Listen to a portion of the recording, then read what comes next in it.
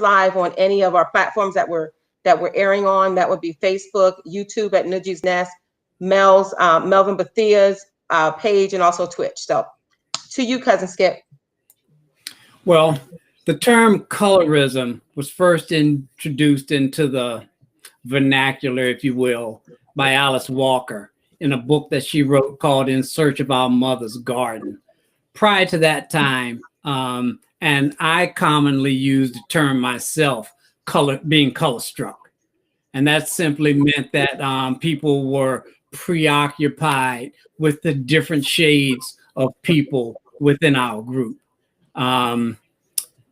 It has morphed. It's always been an issue in the African American community. A lot of people choose their partners by the shades of their skin. It's a proven fact that within the broader community, that the shades of African Americans frequently impact our success in the broader community. It's been proven that dark-skinned women are given longer prison sentences than their light-skinned counterparts. And this discrimination starts young. If you're a dark-skinned girl, you are 3 times more likely to be suspended from school than your light-skinned peers. So, this is something that's been perpetrated since we worked in the master's house and out in the fields. We started to stratify ourselves, and that's where the whole issue began. W.E.B. Du Bois said in his well-known book, The Souls of Black Folks, the problem of the 20th century is the problem of the color line. Well, it was then, and it still persists today. Right. So do you think it's just as prevalent? Do you think it has dissipated any? Or what do you think? I personally think it has dissipated. I think the broader community continues to perpetuate it at a greater degree than the African American community does. Well, go ahead. I didn't mean to cut you off. No, it's fine. Well, I don't think it's as overt as it was then, but I still think it's just as prevalent today. And at one point, it used to be more prevalent with women, right? The light skin against dark skin, good hair, short hair, all of that. But there are men that have an issue with light skinned men. You know what I'm saying? They, right. So you got that issue. You have that issue, and you have men that this is not a generalization, this is just some that prefer a woman that has a more exotic look or lighter skin, longer hair, more European features is more attractive than someone that say is darker. You know what I mean? So I think it's just as prevalent. And having gone to an HBCU and have experienced that firsthand, I think it's just as prevalent, in my opinion. No? Well, no, I say that people like what they like. That's pretty much what it is. But I know that this does persist in our community, because I remember winning a contract at the Department of Education. Going down now, it was me with a co-tar, and she was a very fair-skinned, light-skinned woman from Virginia, the deep part of Virginia. And she told me, we went up on a rooftop, they had a rooftop restaurant at the top. And she told me, she said, I hope you tell Black A so-and-so that that I don't go for that. I barely even talk to people that dark anyway. I mean, I'm looking at her like, look at me. I was like, I'm extremely dark. And I explained to her, I was just like, that's real racist. And I said, because I'm dark. I said, but I'm a very good looking man, so you can't blame me. You got to blame your creator for this. You know what I'm saying? God said I created you in my image. And he didn't create me in the image of a frog or a dog or a pig and nothing like that. So God had to be a handsome looking guy. if I'm creating limits. So with that being said, I was never ever color struck about that type of thing, or you light skin, or you this, or you that, or that type of thing. That never bothered me. But for a while, light skinned guys were dominating the media. If you can remember, I'll Be Sure, El DeBarge, Christopher Williams, all those people were dominating the movie theaters. They were dominating record sales, tickets, all that type of stuff. The only way we got back was with Wesley Snipes in that movie, New Jack City, when he stabbed Christopher Williams in the hand and said, "I never did like you, you pretty motherfucker," and stabbed him in his hands. And ever since then you saw Michael Jordan, you saw Keith Sweat, you saw all these dark-skinned brothers starting to come up on the scene, starting to rise up. You saw Puffy, you saw Biggie, you saw Tupac, you saw all of that.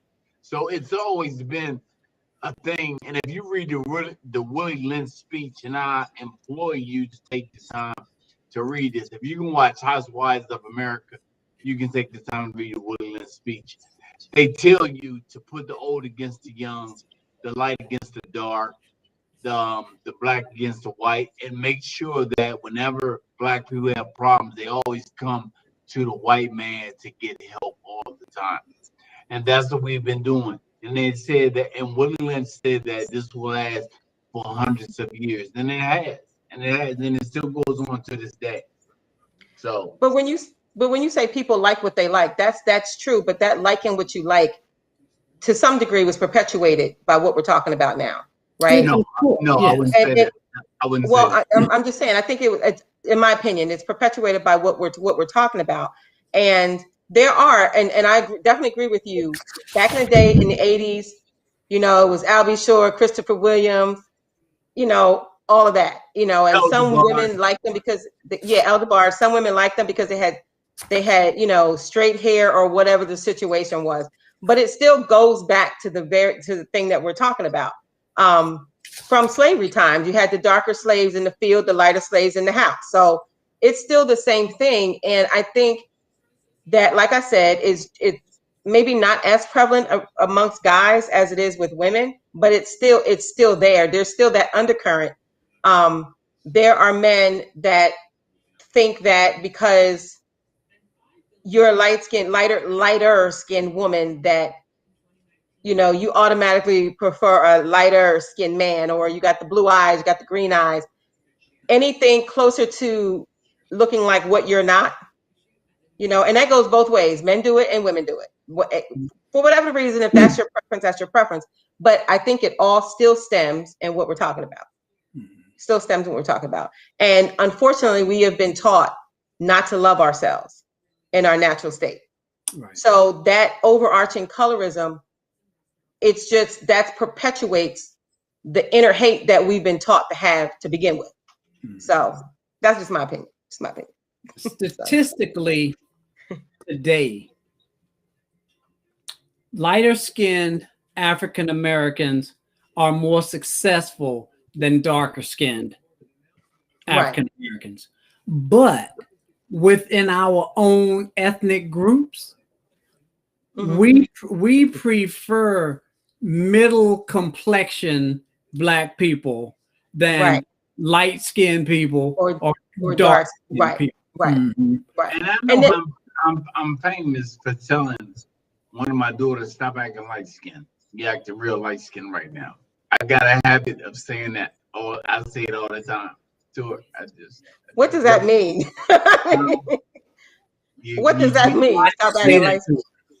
You acting soft. You acting light skinned. You need to buck up a little bit. I need you to buck up. You acting light skinned.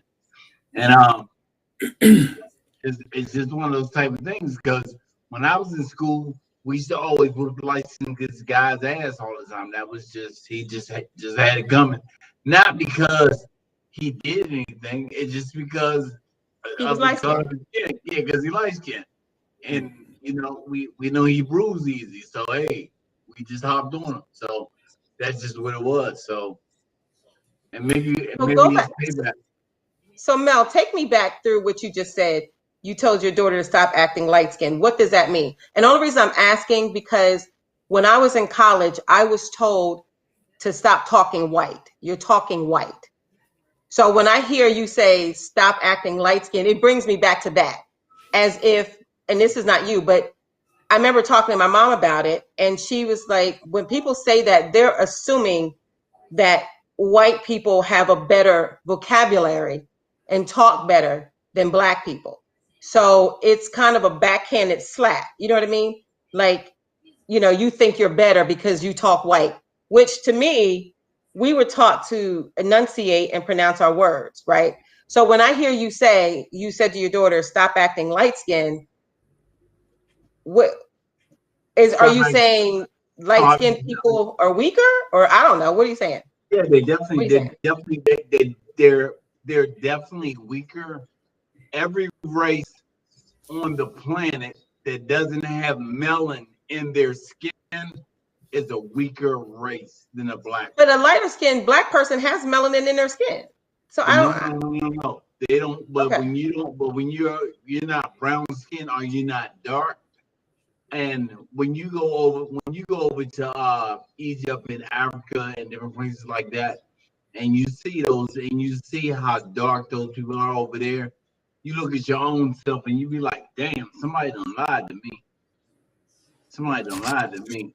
You In know, reference to You got what? to unpack that though. But in, you need to in, unpack that because in reference to the color and the tone and the whole type of thing. You know what I what mean? is that? Oh, What and are This you holding up? this is, come on, camera. Where Come am I? back this way. Come back this way. Come back this. Keep going back. Keep going back to your right. There you go. Hold it up. Now go up. There Okay. you go. Okay. I can see it. Now we can see it. This Now is we can in see it. Nigeria. This Uh-huh. this is a bleaching cream on a billboard. Right. This is not uncommon. Right. India, which has really dark skinned people, Right. they sell more bleaching cream in Than India anybody. than any other country in the world. They don't want to be dark. They think there's a problem with that. But yes, I get your point. But in terms of being color struck or colorism or whatever that is, that's an emotion, that's a That's a mental thing. mentality. Yeah. Right. Uh-huh. That's That a that mentality. that an individual has established. That's just a short step from white makes right. Right. right, So that's something that we've added to our perspective. There's obviously not an inkling of truth in it, but for some reason, many of us have taken that and run with it. I think nowadays it's less prevalent because women and people in general have chosen to go more naturally in their presentation. And I Right. and I'm sorry. I cut you off. Go ahead. Go ahead. No, and I think that is something that has helped people to avoid going down the rabbit hole of that particular discriminatory practice. Now, I don't Right. say that it's been erased. It certainly hasn't been erased. And it's been perpetrated by the out group a lot more than it has the inner group, but there is the reason that it's perpetrated more widely in the out So group. so to well, your point, cousin Skip, yes, I agree with you that we've taken more on a natural approach of people are more appreciative of their natural state, but then it segues into another form of colorism or whatever you want to call it, where now you have the natural hair against the relaxed hair. You know what I'm saying? So it segues into that. So it may not. Yes, we're learning to love our natural state and all of that, which is a great thing. But then you have the divide against the natural hair and the straight hair. If you straighten your hair, you're trying to be European. If you don't, whatever. And then that segues into good hair versus bad hair. That segues into weave or not weave. You know what I'm saying? So although one aspect may dissipate, this three other aspects that's bubbling up to the top. So, you know. I think the attitudes about those things have Right. changed greatly, you know, because if you were born during the 50s, 40s, that kind of thing, being aware of one's complexion was real prevalent during that time, you know. Right. Um, your parents, you talked about, as you say, good hair and bad hair and all that kind of thing. You know, Mm-hmm. my feeling is any hair I've got is good hair, you know, but Right, it's but that's the hair not. I've got anyway. But yeah, I think that even though it still persists, I think it's far less prevalent than I from don't. when it's come. I don't know because even I mean down to people putting weaves in little baby's hair, toddler's hair to give the impression of longer hair, straighter hair. I mean, if that's your child, you do what you want, but that's it's a perpetuation of a of something being better because your hair is longer and straighter. It's better, and some would say, and I've heard people say this. Well, Nancy, you're just saying it because you have a lot of hair. That's totally irrelevant. That's totally irrelevant. I remember as a kid, long hair or not, we weren't wearing our hair out. Every Sunday you got that stuff, washed, straightened, and put in some plaits. Hot iron or So whatever, yeah. exactly. So I'm just saying we perpetuate that stereotype from when our kids are little. So I like I don't said, disagree. I still maintain one aspect dissipates, but that other aspect, it's bubbling up. So I don't know. Mel, you were going to say something. I'm sorry. You had a picture? No, I can wait. You can wait there. Y'all go ahead. I'm listening. No. That's all I had to say. Um, I had posted it from my Facebook page. Oh, okay. Okay. I see it.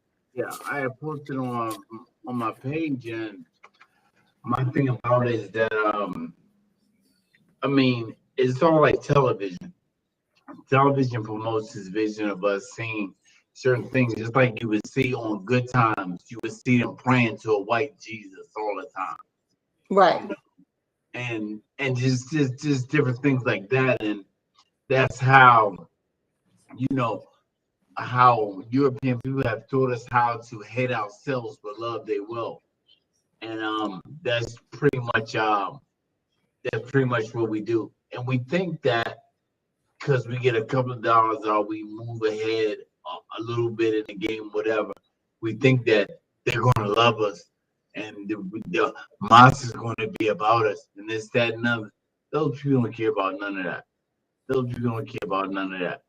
Because if you get in a room if you got $10 million, you can get in a room with a whole bunch of people with $10 million. You just another person with $10 million. But when you get in a room with people who got 20 million, it's a big difference. Mm-hmm. So, and the same thing, with the colorism, the whole colorism thing is the way you feel about yourself. But my thing about it is that it's not Yeah. what you call, it's what you answer to.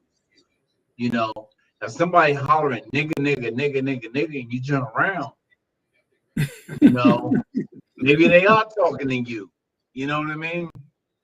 Or you see a whole bunch of white people and you say cracker, crack, cracker, and they turn around. Well, maybe they are crackers. You know what I mean? So Yeah. you just never know. So it's not what you call, it's what you respond to in life. You know what I mean? Yeah.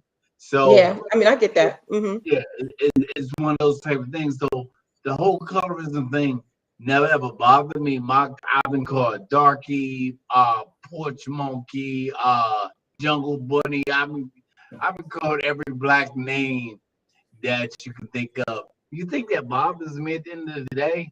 No, it don't bother me at all.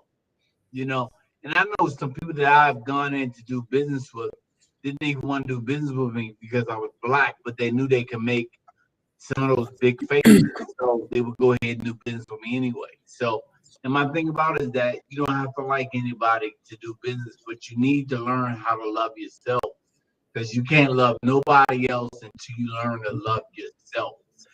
self-hate is the worst thing in the world. And that's the problem that we have with this colorism, is that we got so much self-hate going on with ourselves that we can't pull up from out of that and say, well, you know what? Hey, I'm going to feel this way about myself, or I'm going to feel that way about myself. We just want to stick to that. And we don't read books. If you read books about W.E.B. Du Bois, Carter G. Woodson, if you read those books, The Miseducation of the Negro, all those books need to be read. They're still in circulation right now, but people just don't read them because I guess everybody down on their phone like this now. Everybody's on their phone like this, so they don't have time to pick up a book and read. They really don't. And it's shameless plug. They gotta know what I was going to do. Y'all need to go pick this up. Lord Jesus. No matter what we do, it's not going to stop. That shameless plug. Never going to stop. Always advertising the brand. But no, you're definitely right. When it comes down to hair, I heard that good thing about good hair and bad hair and all the type of stuff like that, which is crazy. So Mel, yeah. When you were a little boy, you had this soft, curly hair, Yes, I did. You had what was referred to at the time as good hair. Right. There's a poem called Who's Passing for Who? This poem was written by Langston Hughes in the early 1930s. And it's about exactly what it says. There's a guy who brings what he thinks are his white friends into a restaurant where a lot of black intellectuals hang out. Well, a couple of the intellectuals are really riding these two white people that have been brought by this black guy. Well, in the restaurant, there's a black man that stands up and he clocks his wife. Wow. Well, the red-haired white guy gets up and beats the dude up because he think he beat up a white woman, okay? Well, the guy tells him, she ain't white. That's my wife, So now they're having the conversation, well, are you only defending her because you thought you were defending a white woman, blah, da, da, da, da, da. Right. Well, he leaves the gathering, and the two white people who are left, they're both from Iowa. So they lean over to the table and they tell the two black intellectuals, you don't have to tell anybody this, but we're not white either. We're just passing for white to see if we can get away with it. Wow. Okay. At the end of the evening, they get in their taxi cab and they say, oh, by the way, we're not black. We're not passing for anybody. We just wanted to see what your reactions would be. Okay. So now you don't know what happened. You don't know if they were passing or if they were not.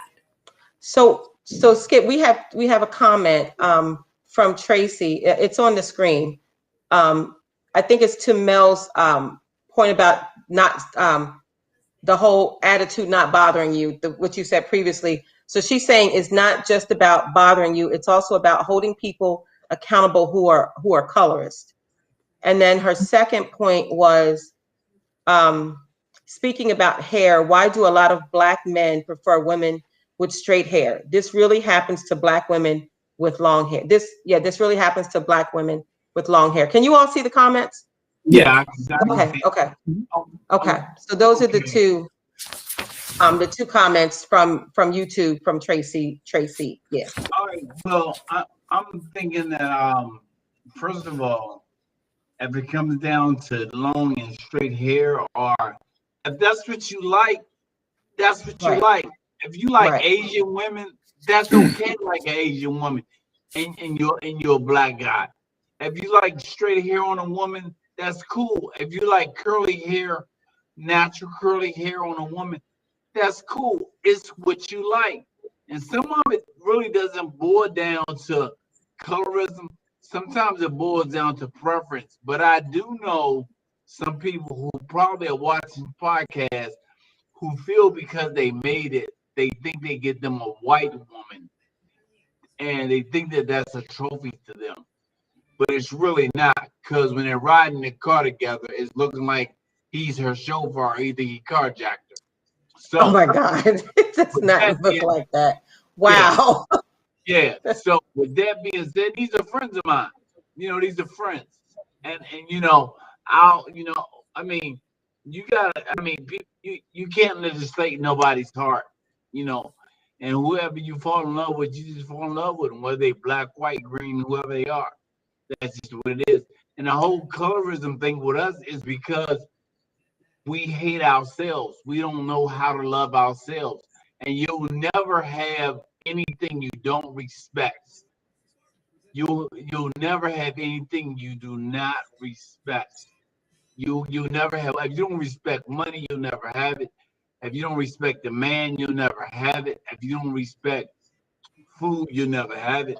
If you don't have a house, I mean, you just won't. Hold on, man. We got a caller. Okay. Yes, caller, go ahead. Hi, everyone. I just wanted to Hey. clarify today, specifically, men that are dating women that could either keep their hair natural or go straight. What I'm saying is that they often prefer that the Yep. woman keep their hair straight. So I'm not talking about Yep. friends, because that's cute. But they're men. I happen to have hair like my sister, who's there, Nancy. I can wear my hair natural, wear it straight, and oftentimes when we go out, it's like, okay, why don't you wear your hair straight? Oh my gosh, I love your hair curly, but I really like it straight. So why do men Right. do that? That drives me crazy a little bit. Right. And a lot of times they're the woke brothers, the brothers that's woke. Right. My African queen. Yeah. But wear your hair straight though. Right. Those are Sleeping giants. they certainly aren't woke. Right. If they're asking you not to be natural, if that's your inclination. Now, a man who wants a woman to go straightened out, if that's easier for her to do, Right. and that's something that she wants to do, Let that that's be her choice. right. That's her choice, Right. and that's up to her. But I don't have any right. I don't have any right to tell you or ask you, boy, I wish you wouldn't wear your hair natural like that. Why don't you go get that hot comb and straighten that out? That's Skip. my shortcoming. Cousin Skip. To the caller's point, and also to your point, there's are men, and I'm talking specifically about men, and this is not everyone. There are men that when your hair is curly, they're quick to say, "Oh, your hair looks nappy." Well, what is nappy? What does that mean? You can't tell a difference between curls, the textures of curls, loose curls, tight curls. So what she was saying is definitely the truth. It is so true. It's ridiculous. And to that point, most natural, well, I'm not going to say most, I'll just say in my experience, we get more compliments from white men about our natural hair than we do from black men. Right. Just saying. And that's sad. That's Because sad. they want you to be a belly woman, Missy. That's No, what it is. I'm gonna call bullshit on that, Mel. I'm gonna call bullshit on that. I'm gonna call bullshit. Yeah. No, it's the same way when men they try to. This is the thing that always cracks me up. Well, no, I don't date white women, but you date the closest thing to a white woman because she has long hair, straight hair. You know what I'm saying? So it goes both ways. It goes both ways. Exactly. And it was like that whole idea of it. They don't want to admit it, but I can feel it. It's that European norm. It's the European norm. It's like the closer they are, the straight hair is more acceptable. I want to see my woman with straight hair. A lot of black women don't have long hair. My black woman does, and that's closer to the white woman. That's what I feel, because that's exactly what you're saying is the honest to goodness truth. And then the last thing about the colorism piece of it, there 100% still is colorism, and the worst of it is inside of our race. where light skinned people treat dark skin different. Right. The issue is in-house. Right. You're right. Okay. Go ahead. I'm in corporate America, and I can even see it in interviews. And don't let that dark skinned sister wear her hair naturally. Like that's like an added like layer to, okay, she's gonna be too Afrocentric. So there is not a Right. side of her race. Like she coming straight out of Wakanda. Yeah. Yeah. All right. Thank you, caller. Thank you, caller. Thank you. Bye-bye. All right. The line is open up 202-227-6500. Cousin Skip, before you start, there's a do you want to read the next comment from Tina Matthews, I think, or Mel, either one of you? It's on the screen. Matthew. It says, I'm grateful that my experience have been different, meaning most of the men I associated with love natural hair. It says they say it's a sign of confidence that the woman is bucks the norm. Yeah, bucks the norm. Okay. Do y'all agree with that? Well, Tina. I'm glad it's working out for you. I definitely appreciate these sentiments, because many people feel this way.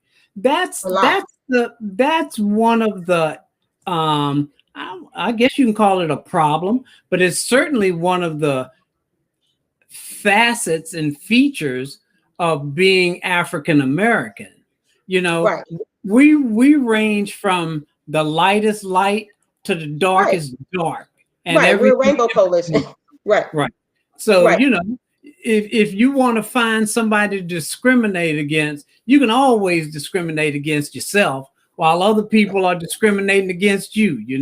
You can find somebody within your own group to discriminate against because you've assumed part of that white supremacy attitude. Right, exactly. That's all that's about, And a lot of people think, whether it be male or woman or female, that if you are a certain complexion, light or middle of the road, and you and say you have straight hair or you have what they consider good hair, which I don't think is any such thing, you have to be mixed with something.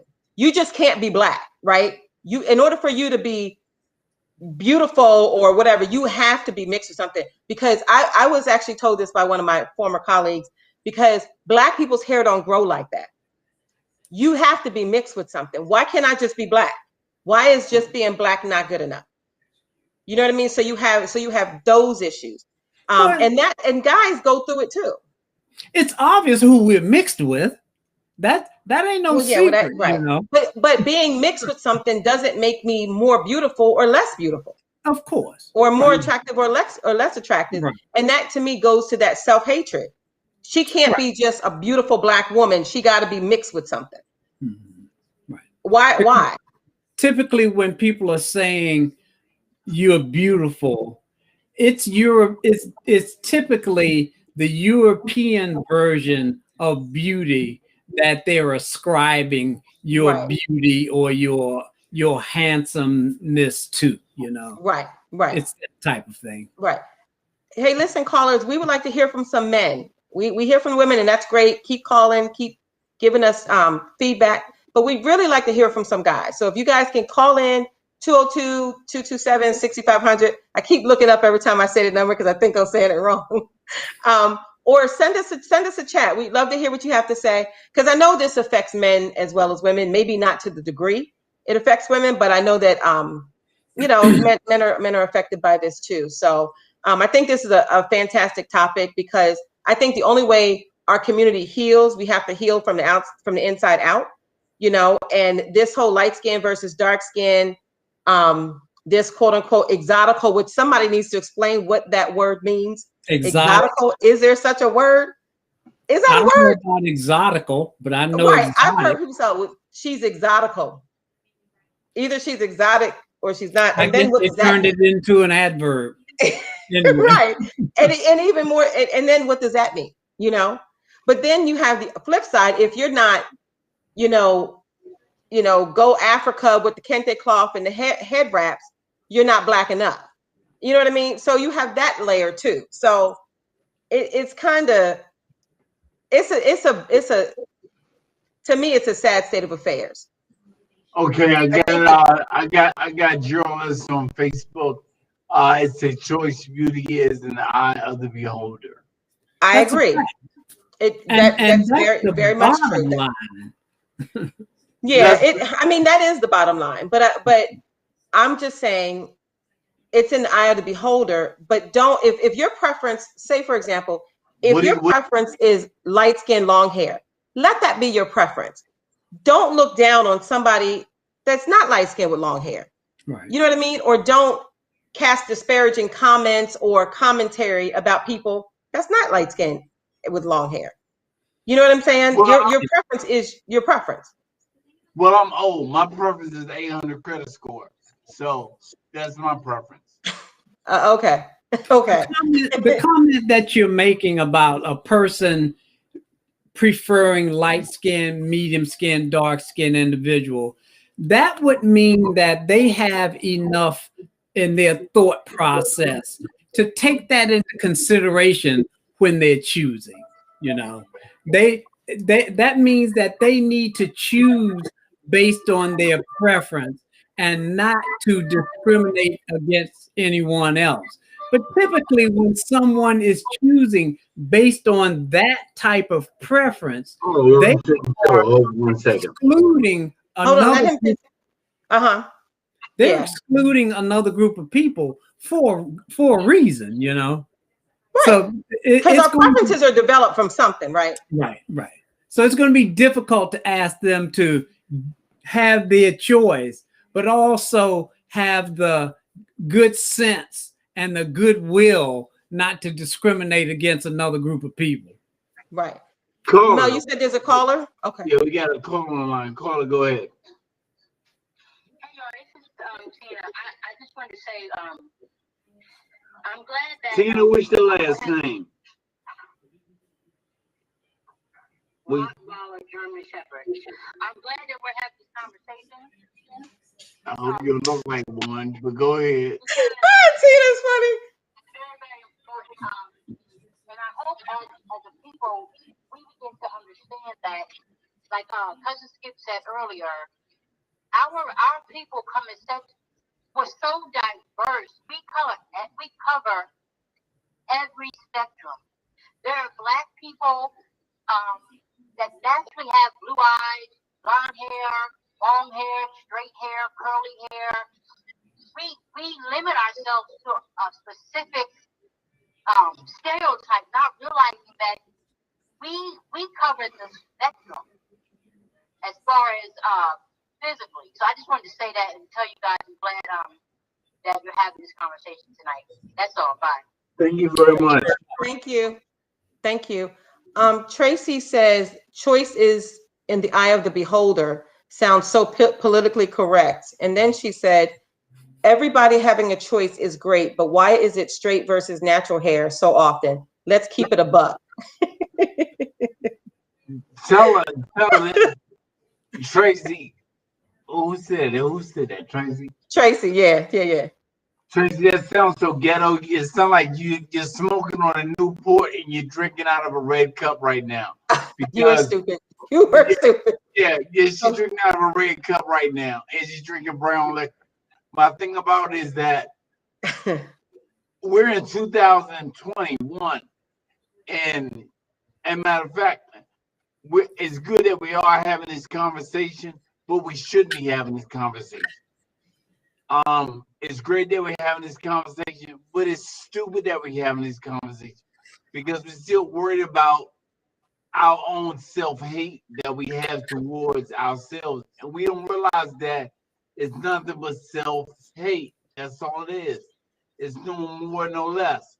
I don't like myself because I'm not 6'3", or I don't like myself because I'm fat, or I don't like myself because I'm skinny. But I'm going to project that off on you because I can project that off on you because it's easier for you to deal with my demons than for me to deal with them. So she said, Tracy said to you, Mel, She doesn't drink, smoke, or drink. Please respond to my point. It's valid. And go. What the hair thing? No, when you made the comment about she smoking a Newport and drinking brown liquor. Well, Her last comment was everybody has a choice. Everybody has a choice is great, but why is it strange? I'm sorry. Why is it straight versus natural hair so often? Let's keep it a buck. And then that's when you responded about the Newports and the brown, black, green liquor, whatever. Well, she can say whatever she don't do. I mean, we all got. No. She's saying respond to her point that her point is valid. I mean, no, her point is valid. She does make a valid point, but it's all about choice. If you like a woman with straight hair, you just like a woman with straight hair. If you like a woman with curly hair, you like a woman with curly hair. It's what you like. If you can afford a Bentley, buy a Bentley. If you can afford a Ferrari, buy a Ferrari. If you gotta get a Hyundai, get a Hyundai. You get what you want. That's what you do. You get what you want. And my thing about it is that for these guys that think that these women are trophy women, they're not. They're not trophies. They're not at all. So, well, and here's the thing: buying a car, and making a conscious decision to prefer light skin, long hair versus dark skin, curly hair. That's different. I wouldn't compare that to buying a car, because those choices are like a, those. It's not. I don't think it's the same.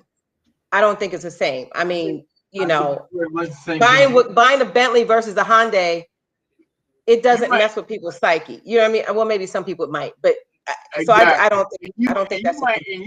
Some guys might like a light-skinned woman. You know what I mean? Right, and that's okay. That's okay. I don't think the problem is what people like. I think the problem is when what they like and their preference is based off of one being better than the other. You know what I mean? Right. Hold on, we got a new message. Hold on. Oh, we got a couple of new messages. All right. So, okay, we got one new message. Somebody can read that. I just put it up on the, what you call it? Cousin Skip, can you read that? Or are you? Yeah, she says, thank you for the comment, ma'am. She says, I'm a dark-skinned woman with short hair. What I hate is when people say you're pretty to be black. I get it. Why can't I just be pretty? Adding that to be black is an insult. Well, of course it is. It's a backhand comment. It's a backhand compliment, right? Which is not a compliment at all. These are still stereotypes and things that have been perpetuated in our psyches since we were brought here. Right. And it's still perpetuated by the out group and the in group. And I really don't see any end to this at all, because as long as there are forces that continue to stratify us as a group, we're going to continue to accept the benefits of the stratification and perpetuate them ourselves. But so to your point, Cousin Skip, can we not expect personal accountability? Can we not expect us as a people to do better in that arena? No. Can we not expect that? And why not? Because granted, there's outside forces, but there's inside stuff too. A lot of us have heard and or read about the Willie Lynch letter. We've heard the stories. You can Google it, YouTube it. Some of us have read, Baldwin, W.E. Du Bois, all of those things. But at some point, we have to take personal accountability for how we treat each other. If Mel, just going back to what you said earlier, if Mel is saying the darker you are, you're the stronger one, you know what I mean? The light-skinned ones are weaker ones. We're still perpetuating that negativity within our own culture. You know what I mean? I've never heard that. Just because I've never heard it, don't make it not true, but I'm just saying I've never heard it. So that's perpetuating light against dark once again. I don't I don't know. I think at some point we got to look inward. Granted, there's forces outward, but at some point we got to look inward and take personal responsibility and accountability. Learn to love each other, love ourselves, love each other, regardless of the complexion or the state we're in. So I don't know. My question is, like I said, should we or should we not hold ourselves accountable? Well, sure, we have. But how do you hold yourself accountable? By stop perpetuating the stuff. Stop perpetuating it. Stop perpetuating the light skin against dark skin. The darker stronger, the lighter weaker. The long hair's better. The curly hair's not. That's the stuff we need to stop perpetuating. The skinny girl's better. The fat girl's not. Stop perpetuating it. Stop perpetuating it. I will never ever stop perpetuating the fact that I'm glad that I'm dark. I will. Nobody's saying that. That's not what I said. Hold on, let me finish. I will never ever stop perpetuating that because I'm proud to be dark. I'm proud of my color. I live in a country, in a society where they treat people of my color swinging from trees and ropes and everything else, and been mistreated the whole time that we've been here. And this thing has gone around the world.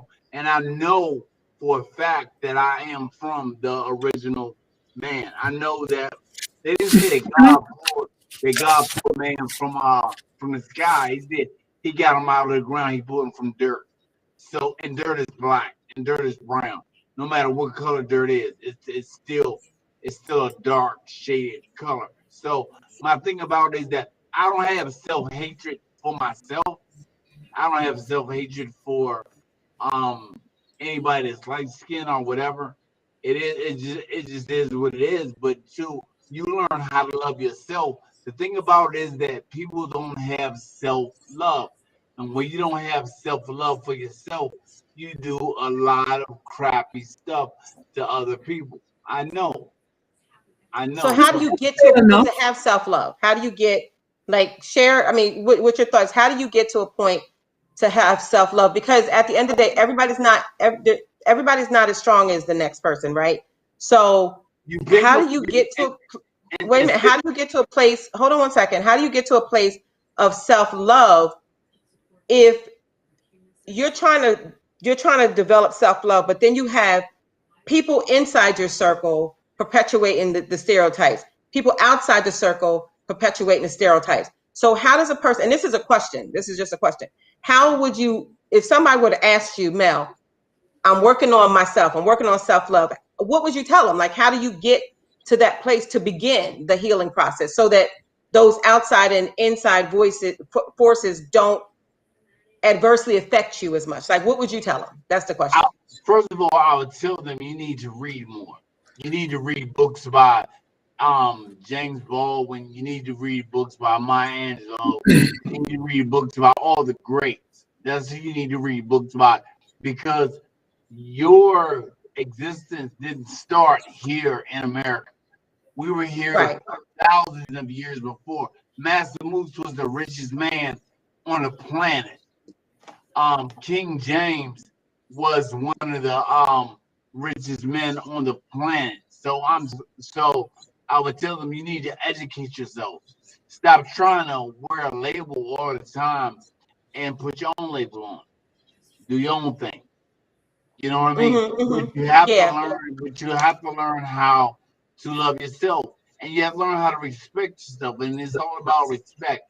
I have friends who are light skinned, and we say light skin jokes and we say dark skin jokes, but we mean nothing by it. And a lot of people say there's a lot of truth spoken in the joke, but and they get real touchy and they get real personal behind stuff. And that's why some people, you have to know where to cut them off at and where to cut them on at. So well, I definitely think you got to know your audience. Say what? You definitely, to your point, you got to know your audience, like who you can say what around.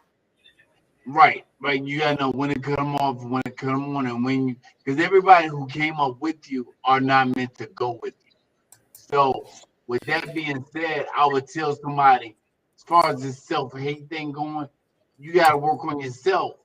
And my thing about it is that I can't save everybody. I'm not trying to save every light-skinned dude. I'm not trying to save every dark-skinned dude. I'm not trying to do that.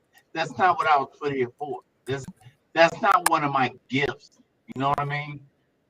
It's just not one of my gifts. So Yeah. So hold on, somebody. There's yeah. another question. Mel and Nuji, we Hold on one think second. that, Oh, hold on, that's something totally different. Okay, all right.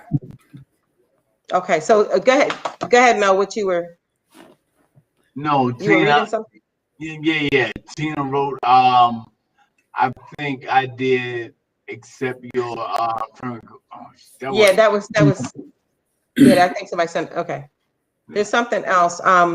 Tracy said, Mel, the verb perpetuating doesn't work there. I don't remember. I don't remember what was said. Being proud of being dark is way different than perpetuating stereotypes. Oh, when you were talking about being proud of being, you'll never apologize for being dark. That statement that you made. I think that's what she was referring to. Oh, but you know, whether you're light, dark, white, whatever you are, you have to learn how to love yourself. And when you learn how to love yourself, you can deal with everybody else. See, Yeah. the reason why we're having this conversation about light skin versus dark skin and straight hair versus nappy hair because we haven't Wait, learned stop how saying nappy. What is? you know nappy hair or whatever is because we have not learned how to love ourselves. If I love me, I love my beautiful bald head. I used to have nice soft wavy hair, but I got rid of that in my first divorce. But that's not important. But my thing about it is that I don't mind being a bald headed guy. You know what I mean? It doesn't bother me because I'm in tune with myself. I'm in tune with who I am. And once you're in tune with yourself, all that outside distraction that's on the outside, that's not inside of you.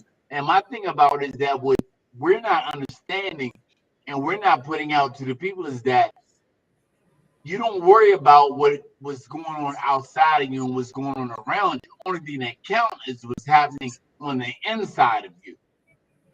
And that's where you gotta go from there. And I don't know all of a sudden who I don't know who the color police is or who they are or whatever.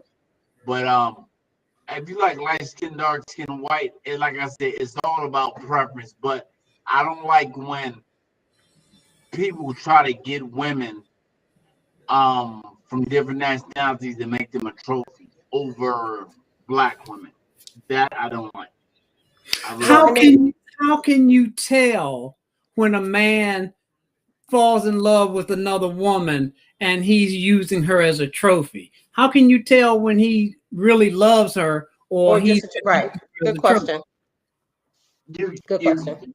you can kind of tell the way he may carry himself. You may go with some of the things that he may say out of his mouth, or you can if you ever sit down and have dinner with them, you can see how they can hold it, how that whole conversation flows, and go from there. And I tell people all the time, when you interracially date, or when you're dating somebody who's extremely light skinned, Nancy, I would I'm not say extremely light skinned.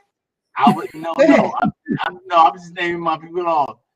And because of Skip, I would say sit down and watch Roots with that person and see how they act. See how they react. Sit down and watch Roots with them. I'll sit down and watch our Django with them. There's always gonna be a Candyland nigga. You know, I'm just saying. So it's one of Really? those things, right? Like if you came tomorrow with a white guy and say, "This is my boyfriend," you know I'm going to give you the business. You know you're going to get the business from me. So, boy, I my thing is you can't. I mean, I I can't even say I agree with what you just said, but Mel, again, you you're know, perpetuating a I stereotype. think under these particular circumstances, you know, mom used to say, "I love the people who love me," and that's fair. You have a caller? No. Go ahead. Oh, I don't begrudge anybody for the people that they love. No. I have found that in my time of need, the people that I thought cared for me the most, they weren't anywhere to be found. But that one that you would think is off brand showed up.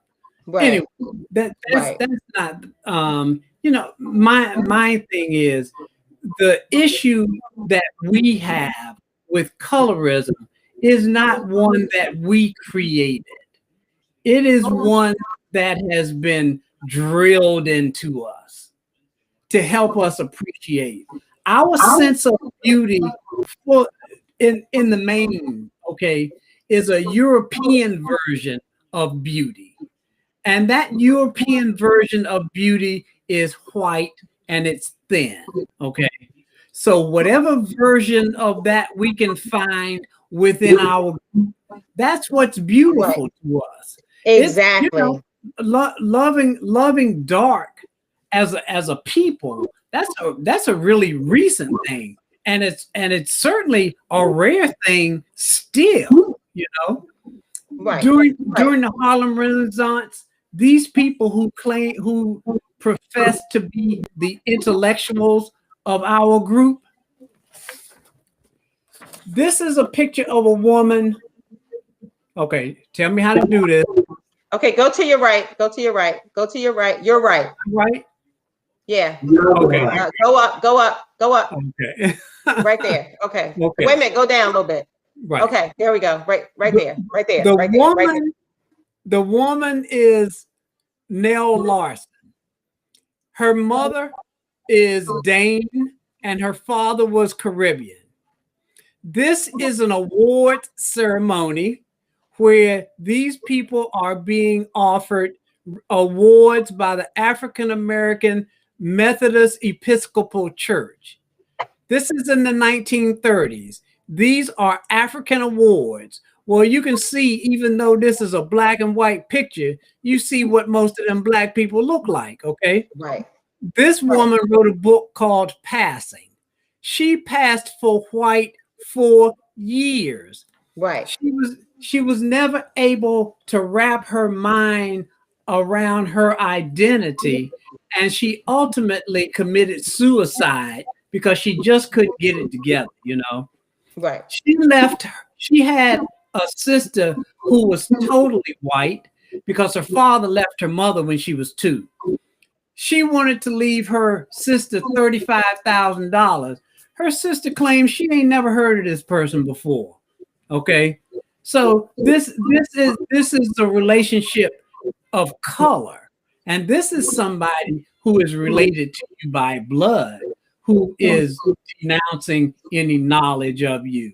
So when you have these as the examples, it's difficult to break out of this type of thinking when these are your examples. Most of these people who were the intellectuals, they called themselves the talented 10th. Okay. These are supposedly the brightest of the African Americans. It included people like Marcus Garvey, W.B. Du Bois, Langston Hughes. Langston Hughes was a real light-skinned man, Right, exactly. I got on my wall right here. Yeah, but during that time, black wasn't in vogue. They wanted to represent their people, but they weren't particularly trying to embrace dark. Right. They were trying to embrace the group. But that being dark, that's something that African American people have always shunned, and that's just in our psyche. Right. I mean, I'm all for loving yourself and loving your people, and I get all of that. You have to. Yeah, you do. But I just think that there's some personal responsibility, because I think we perpetuate, yes, there's outside forces and influences, but we perpetuate a lot of the self-hate. Whether it's ingrained, it's an innate thing that we do and not aware, but we perpetuate it. We say, you know, like for example, you want the Afrocentric women, right? Which is fine. You want that, but she got braids, but that braids is an extension of is extensions, right? So is she quote unquote, and I'm not saying she is or she isn't, but is she quote unquote the natural woman? As opposed to what Mel said, somebody with natural, what he said was nappy hair, which I can't stand that word. I really can't stand that word. But anyway, as opposed to somebody with natural hair, that's their hair. Is she less Afrocentric than the other one with the braids that, you know, that's not her hair, that's added on? You know what I'm saying? So it's we perpetuate a lot of this craziness within our own community. You know, I mean, I'm proud to be Black. I love myself. I love my people. But at some point, there has to be personal accountability. There just has to be. There's no getting around personal accountability. We can blame who we need to blame for starting it and perpetuating it, but we need to deal with what we perpetuate because we're too intelligent. There's too much free information to continue to perpetuate this craziness, in my opinion. It's just too much. Somebody else, Tia said, people get hung up on appearances and images of what society depicts is best and have us bleaching our skin, wearing the longest wig they can buy and the biggest eyelashes you've ever seen. I'm going to say amen and amen and amen again for the people in the back. And for the people in the back. I will say true. I will say true. I will say true. Yes. I will say true. I am so tired of seeing Rapunzel in the store. I'm sorry. I can't. I'm sorry. I'm not. It's just not that heavy for me, you know, because I can walk in a store with a girl and she'll look at another girl and she'll be like, "Oh, she has fake breasts or she has butt injections." We don't care about that, you know. Some men may care about it, but generally we don't care about that. And why are you so far over there in that aisle on what that woman has and what she's got going on? It makes no difference. Pick the apples up and let's go. You know what I mean? I'll tell you why they probably make comments like that, honestly. And I'm just saying because I've heard women say this. The reason why a lot of them make comments like that is because some men talk about they want a natural woman, yada, yada, yada. But their first choice is the woman that's the least natural of all. And I'm not saying it's right, but that's where a lot of those comments come from. You know, at some point, I guess you just got to make up your mind. But I think that's where some of those comments come from. That's based on what I've heard. Now, it's what I've heard. No, I think you got a valid point. I think you got a valid point. I think you got it from there. And I think, you know, my thing is you love who you love. That's my position. You love who you love. But just don't, because your preference is one thing, don't downgrade or diminish someone else that may not be your preference. And that's what I see happens a lot. You know what I mean? Whether it's a Black guy that wants to date a white woman, okay, fine, date who you want. You're dating a white woman, but then you look down on Black women as if your mama and your sisters and them ain't Black. Love who you love, but don't, because that's who you choose, that doesn't make that choice better than, you know what I'm saying? Somebody that may look like you. So I think that helps continue the perpetuation of the crazy, you know? So it's we got all aspects of this thing that's crazy. And I go back to my main point. When do we start being accountable? When do we start holding ourselves accountable for what we perpetuate? We can't control what other people perpetuate, but when do we hold ourselves accountable for what we perpetuate? And we got a hand in this too. So, of course, right. We're the primary reason it continues to be perpetuated. Right. This was a good topic. In fact, I think we've come up with another one by virtue of it, but that's another conversation. Right. Because I'll tell you, like, for example, like to Tia that made the comment about people say, "Oh, you're pretty because you're dark." People will say to me, "Oh, you're a pretty girl. You must be mixed with something." That's a slap in the face. That's an absolute slap in the face. You know what I mean? And I think it's just sad. And I'll give a quick story really quick. Me and Tia were actually in Pennsylvania, and we went into this shop in a predominantly white area. Now, Tia has very, very short hair close to the scalp. Beautiful girl. And I got Mufasa going on, right? So I got the whole Mufasa thing going on. So we walk in this restaurant, and when I tell you, their heads turned. They didn't know if they were like that. They must be way too ethnic. You know what I'm saying? Coming up in here. But again, she's pretty because she's dark skinned. I must be pretty because I'm mixed with something. And that's not coming from people outside. That's coming from people inside. That's coming from people that look like me and you. Oh, you light skin, you don't have to worry about it because you got long hair. Oh, you don't have to. So it's a perpetuation. And it's, again, I go back to my point, and ain't nobody answered my question. When do we hold ourselves accountable? That's my question. Well, until we do hold ourselves accountable, this won't change. We'll just continue to talk about this. But Right. Personal responsibility is personal responsibility. Right. Now, if you want to take up a platform and go out in the community and have this conversation, I think if it's not a conversation in the community, it's not going to change, because Right. If we don't start talking about it. Right. One person changing their thinking isn't going to change a bunch of people, Right. and somebody will see you with a person and draw conclusions based upon what you look like together, Right. Mm-hmm. Right. Well, fellas, we're going to open the lines one last time before we close. The number is 202-227-6500. Call in. We love to talk to you. Send us a chat. We can see everybody's chat all at one time. So, but we're going to leave the lines open for another maybe 3 minutes or so. So feel free to call in. It's a pretty good conversation. It's a good conversation. It's a great topic. And like Cousin Skip said, one person talking about it's not going to really make a difference.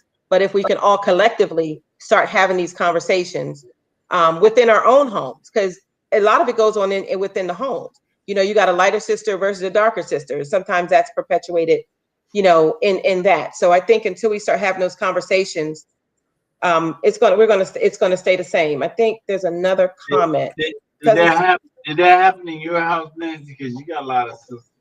No, it actually doesn't. And and my siblings, and they could attest to this, we're like a rainbow coalition. My one sister is very, very light. Her hair used to turn blonde in the front when she was little. I have another sister that's dark skinned, and then we got all shades in between. So, it is what it is. And the youngest and the second to the youngest, they look just alike. They're literally totally two different shades. So, we never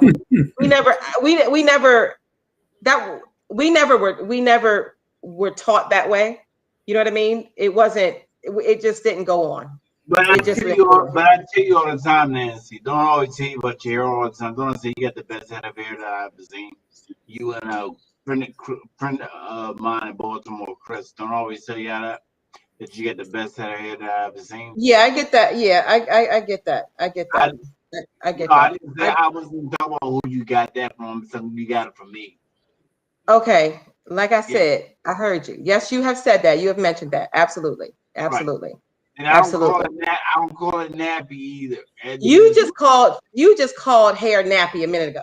I mean, that's been your word of choice. That was a minute ago. Yeah. Let it go. I let it go. Oh. Okay, we got another comment. This is centuries in the making. I think it's going to take centuries to change it. That was from Tia about the perpetuation of the negative stereotypes. Right. So this is some really deeply ingrained stuff. It's really ingrained. It's almost like in the DNA at this point. Well, my thing about it, if you love yourself, you gotta love yourself. You gotta love. But you gotta get there, though. You gotta get there. You gotta love yourself. You should come out the womb loving yourself. Not worried about what the rest of the world is putting down, or what the rest of the world is putting on you. You gotta learn to love yourself. And if you came out the womb loving themselves, man? Who came out the womb? You have to remember that there's the environment. Right. There's factors that play into this. Right. My thing about it is that we would not have the great people like Langston Hughes and Maya Angelou and all those type of people. And these people were not your honest people. Malcolm X was a pimp. Maya Angelou was a pimp. and they changed who they were to become something else different. They got rid of that. They got rid of that self-hatred. So that low self-esteem, and people with low self-esteem hate people with high self-esteem, and people with high self-esteem hate people with low self-esteem. That's not true. That's just That's not true. It's not true. And here's the other thing that's not true. Hold on for a minute. I'm about to speak for me. Okay. I know Can we take this off? What'd you say? Yeah. Can we take it off? I know for me, I don't jive well with people who have low self-esteem about themselves. I don't jive well with them because it's like putting a pigeon with an eagle. It ain't gonna work. You've never seen it. You never seen an elephant swat flies. You never seen an elephant swat flies, and you never will, because he's too big for that. And so once your mindset gets big and your mindset starts to grow, you're not worried about light skin and dark skin and all that type of stuff like that. That's not true. But I'm just saying I don't agree. Let me say that. My thing about it is that why are you worried about somebody else being light skinned instead of you worried about your pretty caramel complexion? Yeah. What difference does it make? Can you change it from being light skinned? Can you stop? No, that's not. It's not my. Listen, I don't have an issue. I wanted to speak to one point. We're going to wrap it up, but I wanted to speak to one point real quick because we're going to wrap it up. Everybody that's doing great things don't necessarily have high self-esteem. They don't necessarily not deal with depression. You got a lot of greats that have done amazing things that have killed themselves because of depression and other things. So I think we shouldn't make that assumption. That's all I'd say about that. We can't really make that assumption. So we're going to go ahead and wrap this up. Thank you so much for calling in and giving us your opinion, giving us your feedback. We're hoping to have another podcast soon. We're going to throw around some titles. Send us in some suggestions. We'd be glad to take them. Just tune in again. Same bat channel, same bat station. No, just joking. Thank you all for coming. Thank you. And I want to tell everybody, since we're ending it, I do look forward to doing another show with you guys. And also, too, take this from Paul Lawrence Dunbar: let no man drag me so low as to make me hate him. Learn to love yourself. Amen. All right. Thank you. Okay, bye.